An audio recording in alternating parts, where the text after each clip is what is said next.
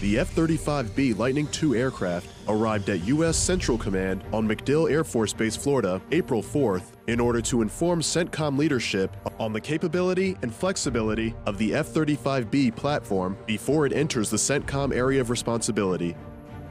We want to ensure that the members of the staff, the CENTCOM staff, understand how to properly employ the F-35 and understand both our capabilities, specifically the F-35B, so they understand how to best employ the aircraft in support of the Joint Force. Well, it's a pretty big deal, not only just for CENTCOM, but for the Marine Corps. I mean, this is the newest and most lethal aircraft that the Joint Force has, and the fact that it's coming into the CENTCOM theater and potentially seeing some combat operations is a pretty big deal. So the Marine Corps has always had the ability through the MACTAF to do a broad range of combat operations. But now when you put an F-35 Bravo as part of the air combat element, now it increases the capabilities of what the MACTAF could provide to the combatant commander.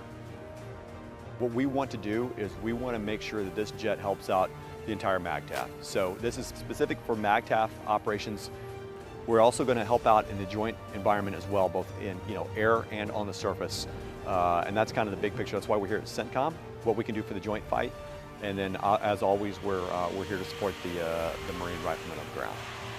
I think as a planner and for other Marines that perhaps aren't familiar with the F-35s, they need to understand that the F-35 is more than just an aircraft. It's a system of systems that's flying. It's got sensors. It could do low observable aircraft. It could do anti-access aerodynamic capabilities. So it's more than just simply an aircraft. So you have to think a little bit different about how you plan and employ this capability in support of combat operations. It's in the fleet now. It's deploying with the Muse, and it's out in the fleet, and we're growing in numbers. So we're going to be there in higher numbers to support Marines on deck.